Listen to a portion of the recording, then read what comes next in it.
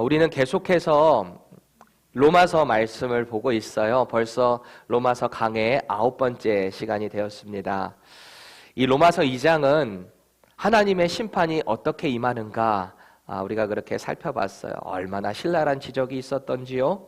먼저는 하나님을 떠난 불경건한, 그래서 그 가운데 불의한 삶을 살아가는 그 사람들, 하나님을 상실한 채 이 땅에서 살아가는 사람들에게 어떤 하나님의 심판이 있을 것인가, 그것을 오늘 말씀하게 될 거예요. 그들의 죄악상이 얼마나 수치스럽고 얼마나 하나님 앞에 죄악들인가 우리가 살펴봤어요. 21가지를 이렇게 바울이 다 열거를 했었잖아요. 그래서 오늘 말씀은 이 앞선 5절에서 말한 것처럼 진노의 날, 곧 하나님의 의로우신 심판의 날에 어떤 일이 누구에게 일어나는가, 그게 이제 오늘 주된 메시지입니다. 이 심판의 기준을 가만히 보면요, 우리들은 누군가를 자꾸 판단하고 정죄할 때가 있죠. 그럴 때 보면은 그게 온전한가요? 공정한가요? 우리는 나름대로 누군가를 의롭다라고 판단할 때가 있는데 사실 그게 공정하지가 않아요. 우리의 판단 기준, 나의 입장에서 그것을 볼 때가 많다는 거죠. 그런데요, 하나님께서 보시는 그 기준은 한치의 오차가 없는 공정한 심판이다라는 거예요.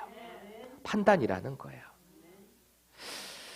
그렇게 이 심판은 우리의 삶의 행위에 따라서 이루어진다라고 사도 바울이 오늘 선언하고 있습니다. 행위. 우리가 어떤 삶을 살아가는가에 따라서 누군가에게는 상급으로, 누군가에게는 형벌로 나타나게 될 것이다. 그게 바로 그 마지막 때에 있을 하나님의 의로우신 심판의 때에 이 일이 있게 될 것이다 라고 선언하고 있어요. 오늘 말씀을 우리가 함께 묵상하면서요, 하나님의 그 의로우신 심판의 날에 나는 과연 어떤 상급을 받게 될 것인가 한번 생각해 보세요. 예전에 어떤 부흥사들이 이런 말을 했던 기억이 나요. 여러분들 마지막 날에 이렇게 개판으로 살아가다 보면은 황금 면류관을 써야 되는데 개털 모자 쓰게 됩니다. 뭐 이런 거 들어보셨어요? 저는 그런 얘기를 듣고 하늘나라에 개털 모자도 있구나 이런 생각을 어렸을 때 한 적이 있는데, 이 개털이 진짜 그 개의 털이라기보다는 그만큼 볼품없는 털모자를 쓰게 될 거다, 금면류관보다. 잘 모르겠어요. 과연 그럴까요? 그렇지는 않을 것 같아요. 하나님 나라에 임하는 것 자체가 엄청난 복이에요. 하지만 이 상급에 대한 차이는 분명히 있다라고 성경도 이야기를 하고 있는 거죠. 그렇다면 우리가 정말 하늘나라에 상급이 있다라는 것을 안다면 이 땅에 살아가면서 좀 더 하나님 앞에 거룩하고 의롭고 하나님께서 기뻐하시는 뜻이 무엇인지 자꾸 분별하면서 살려고 몸부림을 쳐야 한다라는 것입니다. 혹 내가 하나님 앞에 지금 바로 행하지 못하는 부분이 있다면 뭘까? 내가 어떻게 바꿔야 하나님께서 기뻐하실까? 이런 고민이 필요한 거예요. 말씀 가운데, 기도 가운데 말이죠. 그래서 내가 오늘 하나님의 말씀 가운데, 그 복음 가운데 나를 다시 한번 돌아봐야 되겠다. 오늘 주님께서 내게 뭐라고 말씀하시는지 내가 겸손하게 오늘 들어봐야 되겠다라고 하는 그런 결단의 마음이 저와 여러분들의 있기를 바랍니다. 바울은요, 오늘 본문 전체를 통해서 그 하나님의 의로운 심판이 뭔가를 설명하고 있어요. 특히 바울이 반복해서 강조하는 게 있는데, 하나님의 심판은 우리가 행한 대로 보응된다라는 것입니다. 6절 보세요. 하나님께서 각 사람에게 그 행한 대로 보응하시되, 그래요. 여러분, 보응이 뭐예요? 보응이 뭐예요?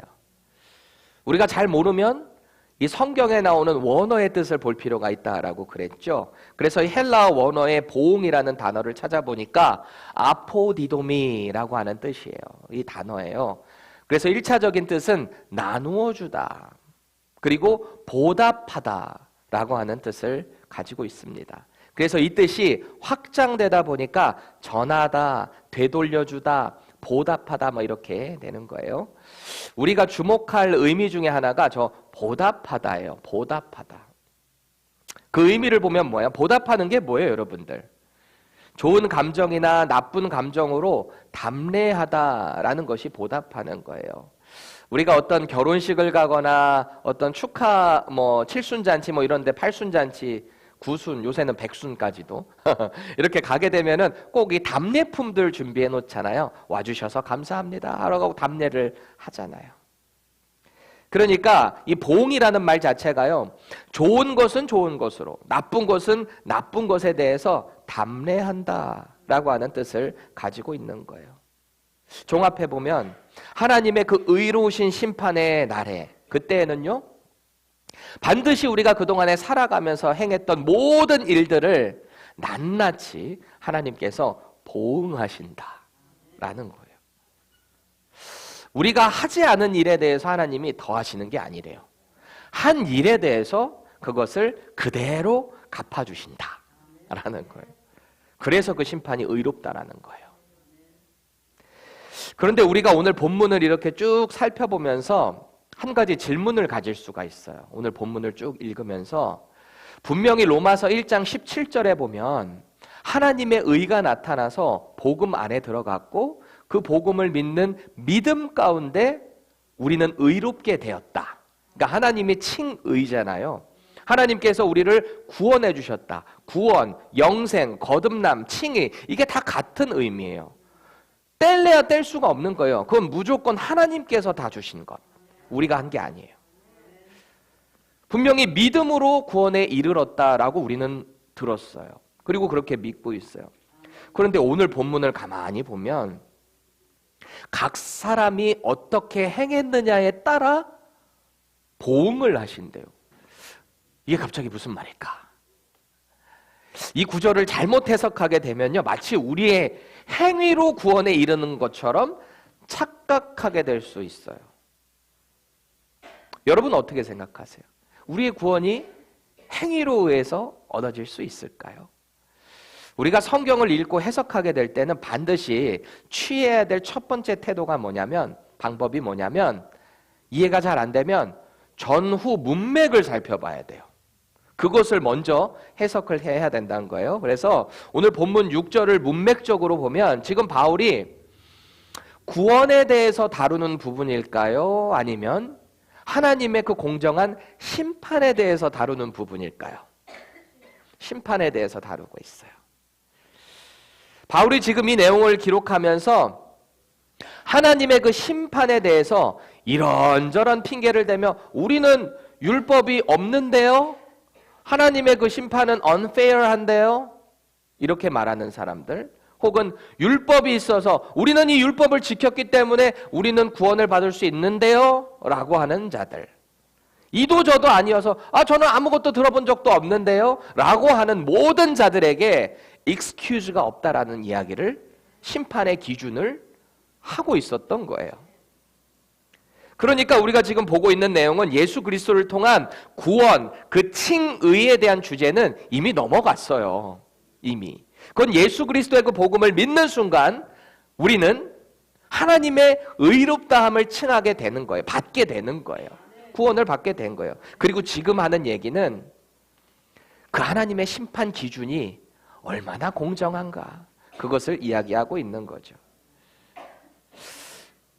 여러분, 분명히 예수 믿고 구원받은 사람의 삶을 보면 변화가 있어야 될까요? 없어도 될까요? 있어야 돼요. 다 동의하고 계시는 거죠?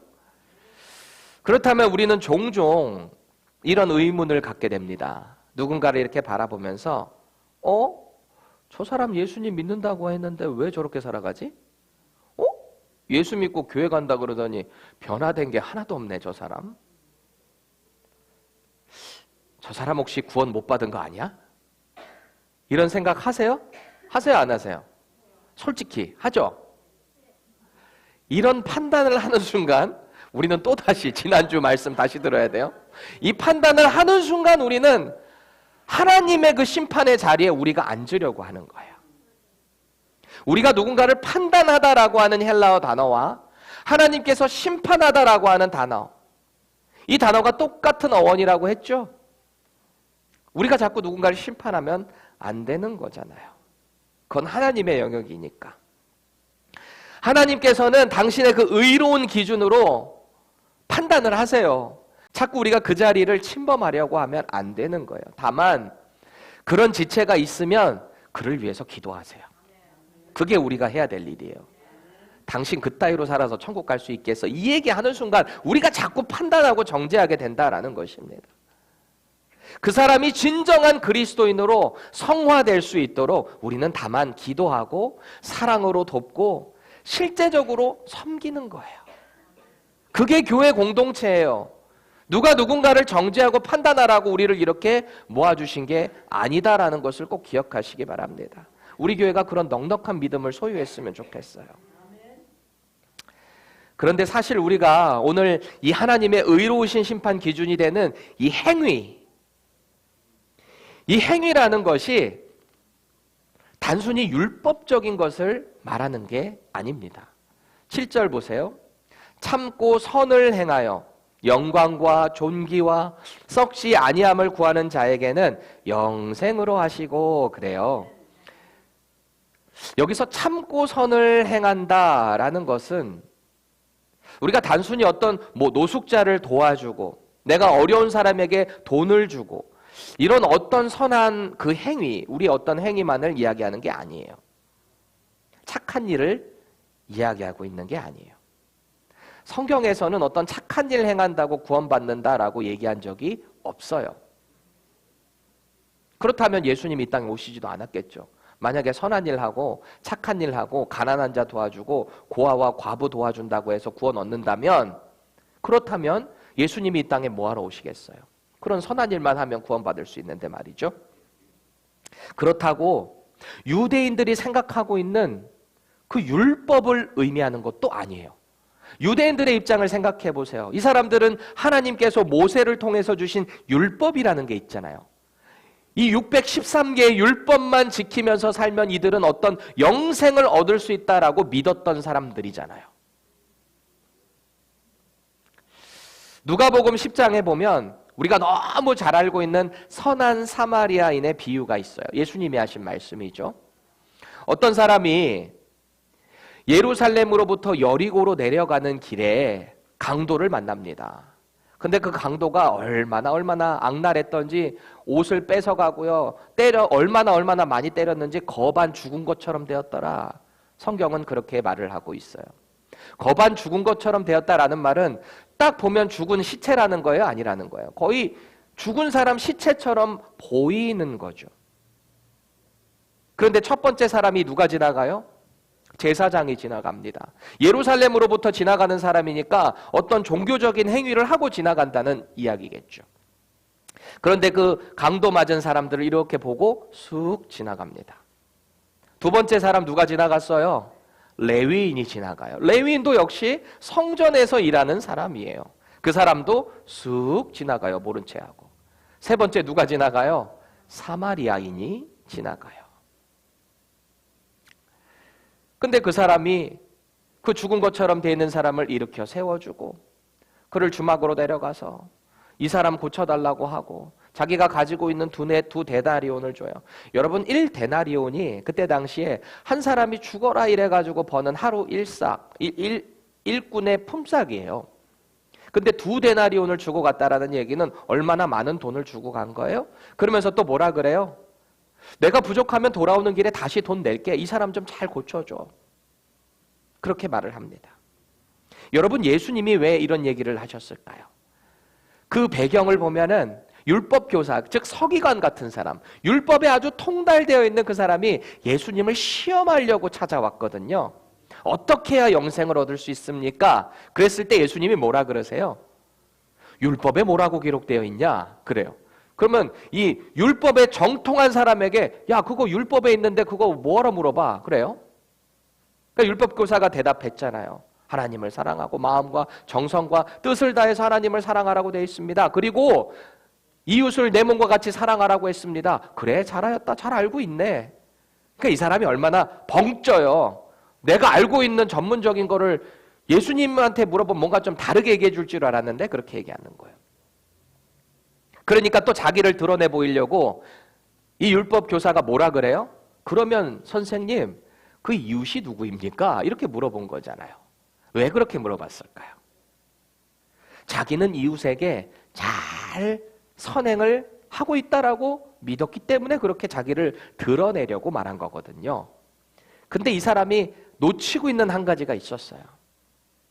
율법을 그렇게 지킨다라고 했던 사람이 정작 이방인, 그리고 유대인들이 가장 이방인들 중에서도 더 천하게 개만도 못하게 취급하는 사마리아인에 대해서는 그런 사랑을 전하지 않고 있었거든요.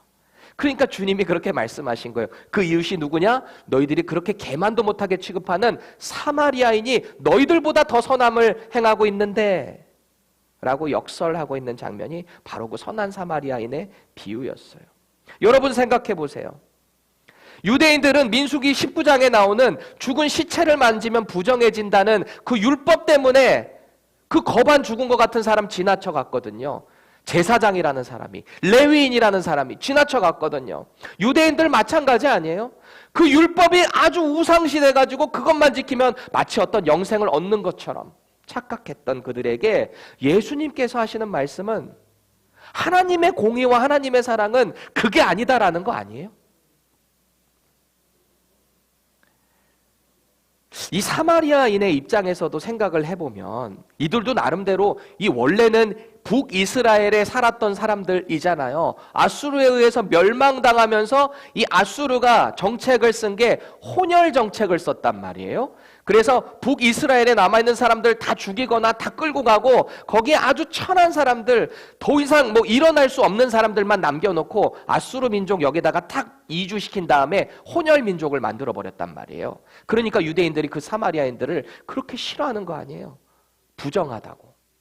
근데 이 사람들도요, 나름대로 사마리아 오경을 갖고 있어요.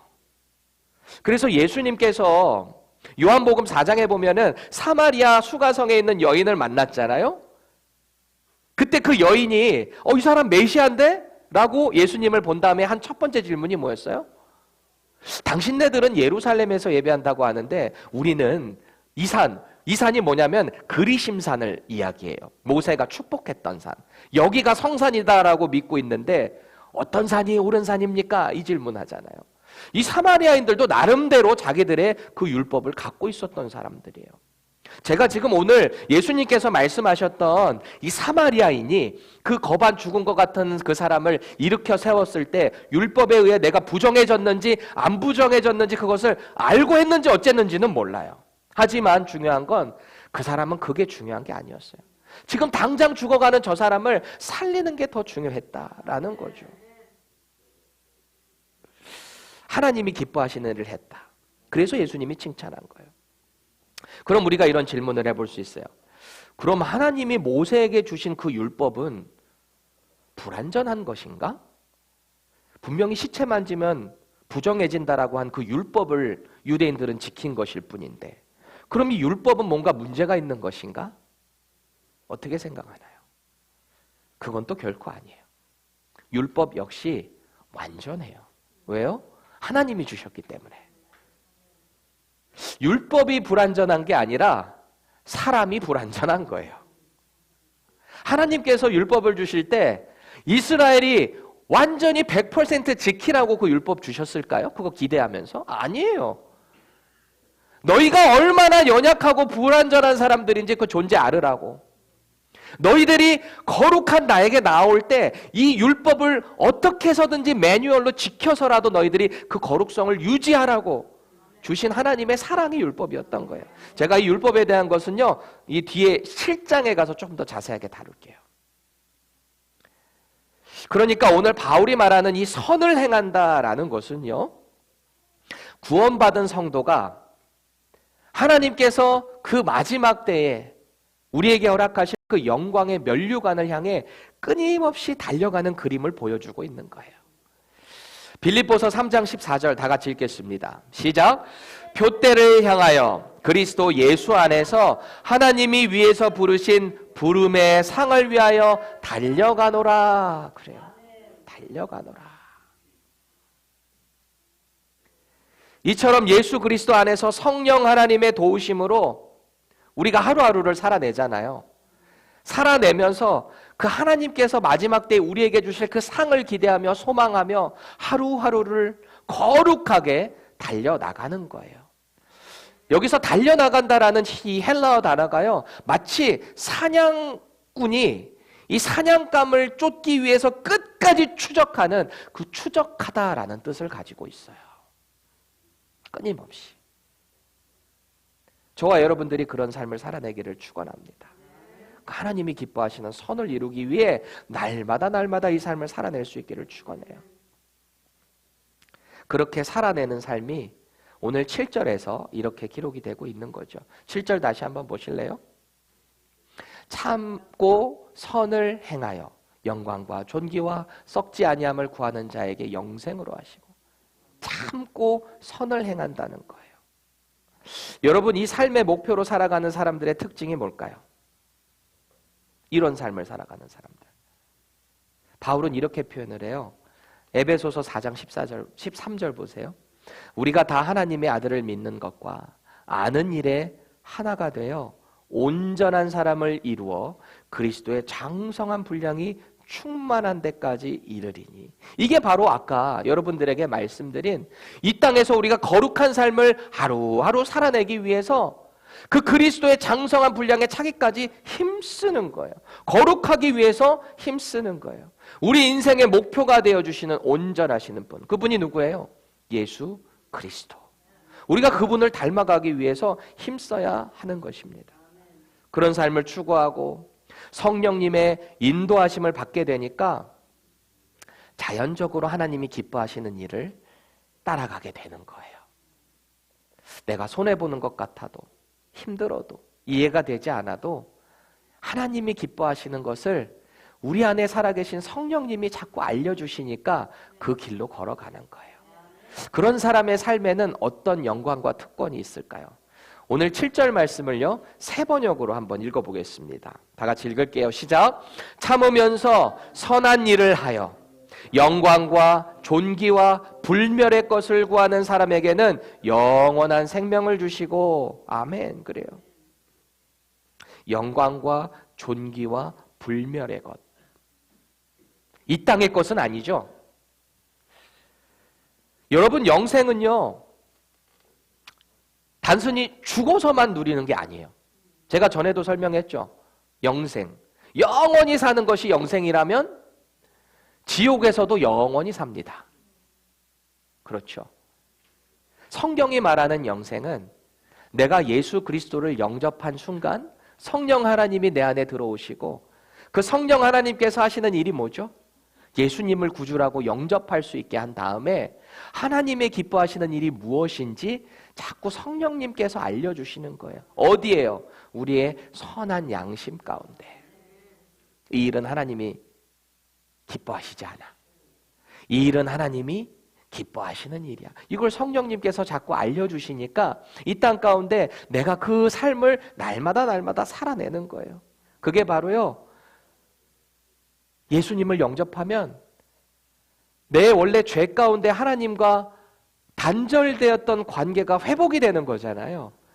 그래서 그 우리의 영원한 창조주 되시고 완전하신 그 하나님과 함께 영원히 함께하는 거, 기쁨 가운데 함께하는 거. 비록 이 땅에서 내가 이해되지 않고 고통스럽고 어려운 삶을 살아갈지라도 주님이 나와 함께 하시기 때문에 내가 행복한 거예요. 불멸의 것을 날마다 추구하며 살아가는 인생, 그게 바로 영생을 소유한 자의 삶이다라는 것을 꼭 기억하셔야 합니다. 예수님을 구주로 영접한 사람은 하나님 나라를 예수님과 함께 이 땅에서도 누리는 거예요. 천국은 우리가 죽어서만 가는 것이 아니에요. 예수님을 영접하는 순간 이미 하나님의 나라는 우리 인생 가운데 이루어진 거예요. 이미 임해진 거예요. 심령이 가난한 자는 복이 있나니 천국이 저희 것임이라. 이미 임한 하나님의 나라예요. 의를 위하여 핍박을 받는 자는 복이 있나니 천국이 저희 것임이라 선포했어요. 그 의가 누구예요? 예수 그리스도. 예수 그리스도와 함께 이 땅에서 살아가는 그 사람에게 천국이 임한 거예요. 그렇게 영생을 이 땅 가운데 누리면서 살아가는 것입니다. 여러분, 누린다라는 것은 즐거운 거예요. 행복한 거예요.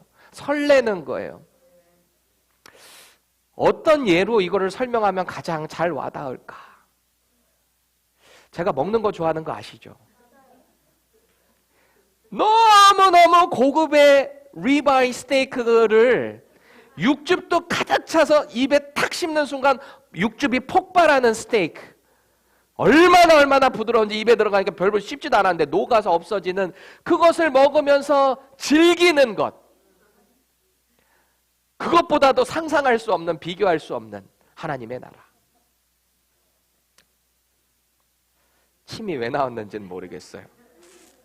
그렇게 우리의 영적인 풍족함을 누리는 거예요. 우리 신앙생활 가운데. 여러분은 이런 삶을 즐기고 계신가요? 이런 거를 누리면서 살아가면 얼마나 감사한 거예요. 하루하루가. 내 지금 처한 상황과 형편과는 상관이 없이 하나님의 나라를 소유하고 그 가운데 그것을 누리며 살아가니 얼마나 감사한 거예요. 이런 영생을 저와 여러분들이 날마다 누리시기를 축원합니다. 그런데 반대로요, 이 영생을 누리지 못하는 자의 삶의 모습은 어떨까요? 8절 봅니다. 오직 당을 지어 진리를 따르지 아니하고 불의를 따르는 자에게는 진노와 분노로 하시리라. 여러분, 여기서 당을 짓는다라는 말이 뭘까요? 당을 짓는다? 이건 단순히 마음을 달리한다는 의미를 훨씬 넘어서요. 언어적으로 보면 이기적인 욕심이 마음에 가득 차 있어서 논쟁에 가담한다라는 의미가 당을 짓는다라는 그 단어에 포함되어 있어요. 예를 들면 이런 거예요. 명확한 진리를 쫓는 게 아니라 자기 이익을 위해서라면 이리 붙었다가 저리 붙었다가 하는 사람들. 주변에 그런 사람들이 있나요? 실제로 이런 모습은 이스라엘 백성들에게 명확하게 드러났던 거예요. 생각해 보세요. 예수님께서 당신의 그 메시아 되심을 드러내시기 위해 얼마나 많은 초자연적인 표적을 나타내셨어요? 그렇죠? 사람이 할 수 있는 일이 아니잖아요. 물 위를 걷고요. 오병이어 사건, 5개의 떡, 2마리 물고기의 도시락, 이 아이의 도시락을 가지고 와서 5,000명이나 넘게 먹이는, 남자들만 5,000명이었으니까 여자들, 어린이들, 노인들 포함하면 최소 2만 명 이상의 사람들을 먹이셨다는 거잖아요. 거기 축사하시고 기도하시고 나눠줬더니. 그리고 12바구니나 넘게 남겼으니 말이죠. 이게 사람이 할 수 있는 일이에요. 죽은 사람을 일으켜 세웁니다. 병든 자들을 낫게 합니다. 안진뱅이를 일으킵니다. 38년 된 환자를 일으켜 세워요. 혈루병 걸린 여인을 낫게 합니다. 그때만 해도 이 이스라엘 사람들이 우리의 메시아이십니다. 호산나 다윗의 자손이여 우리를 구원해 주셔서 막 얼마나 크게 외쳤어요. 우리에게 메시아가 왔다. 메시아가 왔다. 그런데요, 이 유대 종교 지도자들, 사내들인 공회원들이 그거를 아주 못마땅하게 여기는 거예요. 예수님이 하나님의 아들이라고 하죠. 하나님인 것처럼 말을 선포하죠. 참남하다는 거예요. 신성 모독이라는 거예요. 그렇게 그들의 누명을 쓰고 어려움을 쓰고 결국은 십자가에 못 박히시는 예수님을 바라보면서 사람들의 마음이 한순간에 달라져요. 왜요? 그거 동조했다간 자기들도 어떻게 될지 모르니까요. 당을 짓는 사람들이 바로 그런 사람이에요. 영생을 소유하지 못한 자들, 예수님을 바로 보지 못한 자들, 그들에게는요 이런 당을 짓지 못하는 이기적인 욕망이 마음 가운데 가득 차 있다는 거예요. 그렇게 진리를 쫓지 않고 불의를 행하는 자들에게 당연히 하나님의 심판과 진노가 분노 가운데 임하게 된다라는 것입니다. 그들에 대한 하나님의 의로우신 보응은요 언제나 공정해요. 공정한 거예요. 여러분 스포츠 좋아하세요? 우리가 운동 경기할 때 혹은 어떤 게임하게 될 때 가장 중요하게 여겨야 되는 게 뭘까요? fair play잖아요. fair. 공정성을 이야기하잖아요. 저는 축구 보는 걸 참 좋아합니다. 물론 하는 것도 좋아해요. 몸이 무거워졌지만 그래도 뛰는 거 좋아해요. 정확히 말하면요, 제가 축구 보는 걸 뭐를 좋아하면 다 좋아하는 건 아니고 우리 대한민국 선수가 뛰는 경기 철저한 이 패트리어트입니다. 저는 특히 예전에는 이 맨체스터 유나이티드에서 뛰는 박지성 선수 나오는 경기를 너무너무 좋아한 거예요. 세상에 우리 한국 선수가 저런 영국에서 프리미어리그에서 뛴다? 너무너무 기쁘고 영광스럽고 자랑스러운 거예요. 근데 요즘은요, 누구예요? 이 손흥민 선수가 토트넘에서 지금 8년째 뛰고 있는데요. 영국 전체 선수 중에 득점왕까지 했어요. 그것도 우리나라. 이 아시아에 알려지지도 않는 그런 나라 축구 선수가 영국에서 그렇게 주목받는 선수가 된 거잖아요. 그런데 이 축구 경기에서 심판이 판정 한번 잘못하면 어떻게 되는지 아세요? 그냥 경기가 막 매스업이 됩니다. 심지어는 경기 결과가 심판이 어떻게 심판을 하느냐에 따라서 달라질 수 있어요. 왜냐하면 이 축구 경기는 흐름이라는 게 중요하거든요. 한 팀이 막 몰아붙이기 시작하는데 심판이 판정 한번 잘못하면 그 흐름이 넘어가요, 상대팀으로. 그래서 저는 아직도 2006년 독일 월드컵 때 스위스하고 대한민국이 붙었던 경기를 잊지 못하겠어요. 기억나세요? 뭐 어쩌다가 뭐 코너킥이었니 어쩐지 그래가지고 1대0으로 지고 있었어요. 근데 막 한국이 막 몰아붙이기 시작한 거예요. 이러다가 곧 동점 되겠구나. 잘하면 이길 수도 있겠다. 왜냐면 그때 대한민국이 월드컵 나가서 원정 경기에서 한 번도 이겨본 적이 없었어요. 그래서 그 1승 하겠다고 막 그렇게 스위스랑 붙어서 싸우는데 분명히 상대팀이 공격하다가 옵사이드 반칙을 했거든요. 그래서 부심이 이렇게 깃발을 들었어요. 옵사이드라고. 그러면은 공격수가 멈춰야 되잖아요. 그런데 찌끔찌끔 가더니 골을 확 넣어버리는 거예요. 우리 수비도 제대로 안 막고 있었는데. 근데 주심이요, 그걸 골로 인정을 해버렸어요. 2대0으로 졌어요. 그렇게 타오르다가 확 꺼져버린 거죠.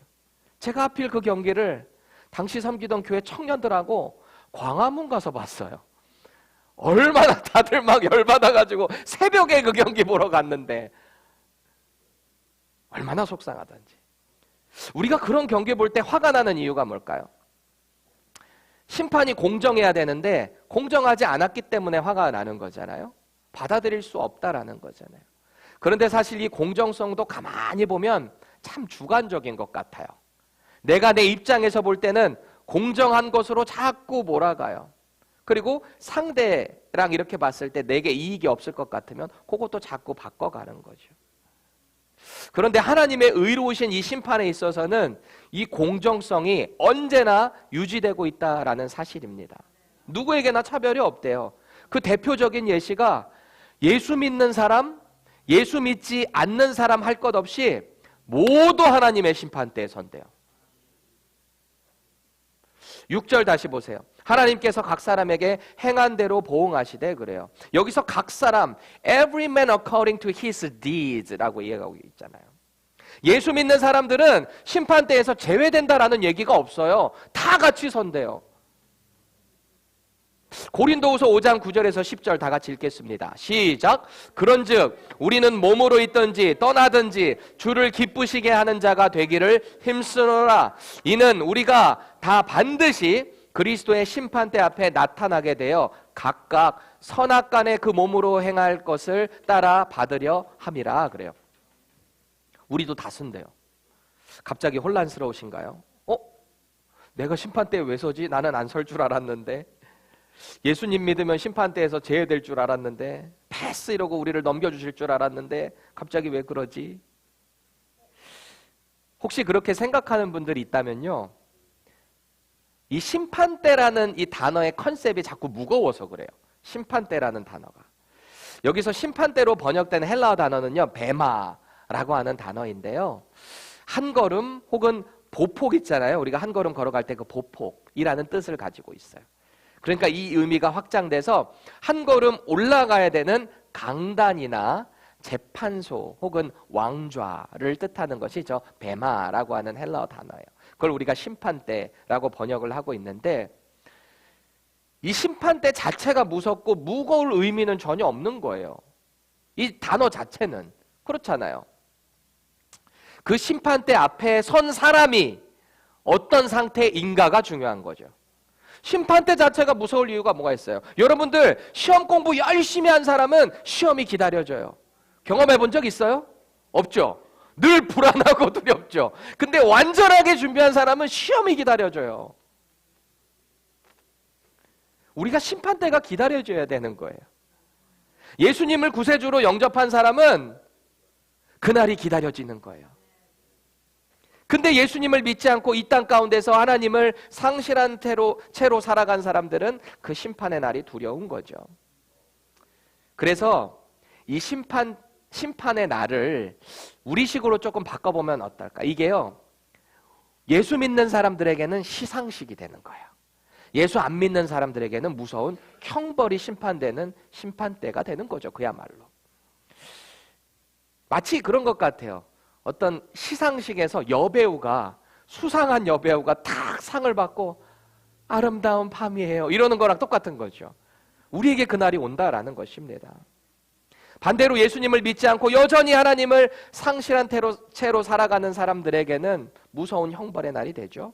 9절 보세요. 그 악인들에게 어떻게 되는가? 악을 행하는 각 사람의 영에는 환난과 곤고가 있으리니. 이 땅 가운데서도 있고요, 그 다가가는 날이 얼마나 두렵겠어요. 그리고 선을 행하는 자, 곧 하나님의 의가 드러난 복음으로 영생을 누리는 자들에게는요, 10절 보세요. 하나님 나라의 선물인 영광과 존귀와 평강이 그 인생 가운데 임한다는 거예요. 영광과 존귀와 평강. 다시 말씀드리지만 이건 꼭 죽어서만 누리는 복이 아니라는 거예요. 예수님을 믿는 순간 우리는 이 영생, 영광, 존귀, 평강을 이 땅에서 누리게 된다라는 것입니다. 중요한 것은 하나님의 그 의로우신 보응의 심판 때는 율법을 대표하는 유대인에게도, 율법이 없는 대표인 헬라인에게도 동일하게 차별 없이 임한다라는 것입니다. 11절 보세요. 이는 하나님께서 외모로 사람을 취하지 아니하심이라 그래요. 무슨 말이에요? 출신 성분, 잘난 사람, 못난 사람, 착한 사람, 나쁜 사람, 율법이 있던 없던 상관없이 모든 사람들에게 공정한 하나님의 심판이 된다라는 것입니다. 그 누구도 하나님의 심판에 대해서 불공정하다라고 말할 수 없어요. 그런데 꼭 이 하나님의 심판에 대해서 불만을 호소하는 사람들이 있어요. 예를 들어 이런 거죠. 하나님, 저는 저 사람보다는 신앙생활 더 잘했는데요. 예배도 더 잘 드리고 헌금도 잘 냈고요. 기본적으로 그 누구보다 기도도 많이 했습니다. 유대 종교 지도자들 같지 않아요? 이렇게 말하는 순간. 오히려 저보다 저 사람이 구원을 받는다고? 저 사람 얼마나 많은 죄 지었는데요. 이건 절대 공정하지가 않습니다. 우리 역시 그럴 때가 참 많아요. 예수님 우측 강도가 구원받는 걸 보면서 배 아파하시는 분들 혹시 있으신가요? 혹은 그 라스트 미닛, 인생의 그 라스트 미닛에 구원받는 강도를 보면서 롤모델로 삼는 분 있나요? 이 땅에서 누릴 거 다 누리다가 구원받고 싶은 거죠. 이 땅에서 인내하면서 하나님이 기뻐하시는 그 선한 일대로 행하는 게 너무 고단하다라는 거죠. 혹시 여러분들 중에 살인한 사람이, 강간한 사람이 교도소에서 예수님 믿고 구원받는 건 저거는 정말 불공평하다라고 생각하는 분들 있나요? 우리의 마음이 그렇게 굳어지는 순간 그깟 구원 10원보다 못한 거 필요 없어, 개나 줘버려, 저 이런 사람 봤어요. 그런 걸 보면서 실망한 거예요. 하나님의 그 심판이 불공정하다라고 생각하는 거예요. 이걸 바꿔 말해보잖아요. 어떻게 되는지 아세요? 자신이 하나님보다 공정하고 공의롭다라고 하는 교만이 되는 거예요. 우리가 꼭 기억해야 할 것이 있습니다. 심판에 대한 하나님의 보응에는 율법을 가진 자나 갖지 않은 자나 차별이 없대요. 이건 하나님의 공정성에 대해서 바울이 오늘 12절에서 15절까지 잘 설명하고 있는 거예요. 왜 이게 공정한가? 이 말씀은 이미 제가 올해 초 1월 1일 첫째 주일에 인류를 향한 하나님의 심판 기준이라는 말씀으로 여러분들과 은혜를 나눴습니다. 충분히 나눴어요. 혹시 복습이 필요한 분들은 유튜브 온라인으로 들어가서 들으시기 바랍니다. 그래도 또 안 하고 스킵하고 넘어갈 수는 없잖아요. 그래서 짧게 요약을 해보면 이런 거예요. 먼저 율법이 없이 범죄한 헬라인들, 율법이 없는 자들, 이 이방인들은요, 그 율법이 없는 상태 가운데 하나님께서 그들의 선과 악에 대해서 심판하신다는 거예요. 왜요? 하나님께서 이미 그들에게 장치해 놓으신 양심이라는 것이 있기 때문에 자기들도 스스로 뭐가 죄인지 안다는 거예요. 그 가운데 하나님이 심판하신다라는 거예요. 반대로 율법이 입고 범죄한 그 유대인들은요, 당연히 그 율법 가운데 심판을 받겠죠. 그렇게 되는 거죠. 종합해보면 뭐예요? 율법이 있던 없던 모두 하나님의 공정하신 심판 아래에 있다는 거예요. 하나님이 그 가운데 보응하신다라는 것입니다. 더 엄밀히 말하면 율법을 주신 분도 하나님이시고요, 율법을 없이 살아가게 그대로 내버려 두신 분도 하나님이시라는 거예요. 중요한 것은 이 모든 법을 통해 심판하시는 분 역시 하나님 아버지시라는 것입니다. 그러니까요, 피조물인 인간이 하나님의 그 심판 기준에 대해서 이래라 저래라 할 수 있는 자격이 뭐가 있어요? 어떻게 우리가 항변할 수 있겠냐라는 거예요. 때로는 우리가 이성이 더 잘난 것 같고 테레사 수녀처럼 온 인류를 사랑해서 애정을 품은 것 같지만 우리 역시 모두 다 죄인이라는 사실을 꼭 기억하시기 바랍니다. 하나님의 그 기준대로 제대로 가면요, 여기서 구원받을 사람 한 명이라도 있습니까? 아무도 없어요. 하나님은 우리가 행하는 모든 것을 보고 계세요. 그리고 우리의 생각까지도 다 알고 계신대요. 그래서 이 모든 것을 포함해서 하나님의 의로우신 그 심판의 날에 우리가 알고 있는 은밀한 것까지도 다 상벌로 보응하신다는 거예요. 16절 다 같이 함께 읽겠습니다. 시작. 곧 나의 복음에 이른 바와 같이 하나님이 예수 그리스도로 말미암아 사람들의 은밀한 것을 심판하시는 그날이라. 아멘. 우리는 모두 스스로가 나만 알고 있는 그 은밀한 죄들을 가지고 있어요. 누구에게도 말하지 못할 수치스러운 죄들을 각자 다 스스로 가지고 있어요. 그런데 그 모든 죄들마저 하나님의 의로우신 심판대 앞에서는 다 드러난다는 거예요. 히브리서 4장 13절 읽겠습니다. 지으신 것이 하나도 그 앞에 나타나지 않음이 없고 우리의 결산을 받으실 이의 눈 앞에 만물이 벌거벗은 것 같이 드러나느니라. 바로 이전에 하나님의 그 말씀의 능력에 대해서 얘기했거든요. 그러고 나서 이야기를 하는 거예요. 하나님의 말씀 앞에 우리의 마지막 날에 모든 우리의 것들이 다 드러나게 된다는 거예요. 벌거벗은 것처럼. 오늘 말씀을 이렇게 들으시면서 여러분 마음에 어떤 생각이 드시나요? 뭐 다 아는 얘기인데 목사님 너무 핏대 세우면서 반복하신다 이렇게 생각하셨나요? 아니면 내가 부단히 참고 하나님 기뻐하시는 그 선을 행해야 되는데 여전히 부족한 우리의 믿음 가운데 괴로우신가요? 사실 저부터가 이 로마서 말씀을 자꾸 전하면서 준비하면서 참 괴로워요. 이 말씀에 비춰보면 참 제 부끄러운 모습이 많거든요. 저만 알고 있는 은밀한 죄들 있거든요. 뭐냐고 물어보지 마세요. 우리 다 그런 거 아니겠어요? 여러분들도 다 있잖아요.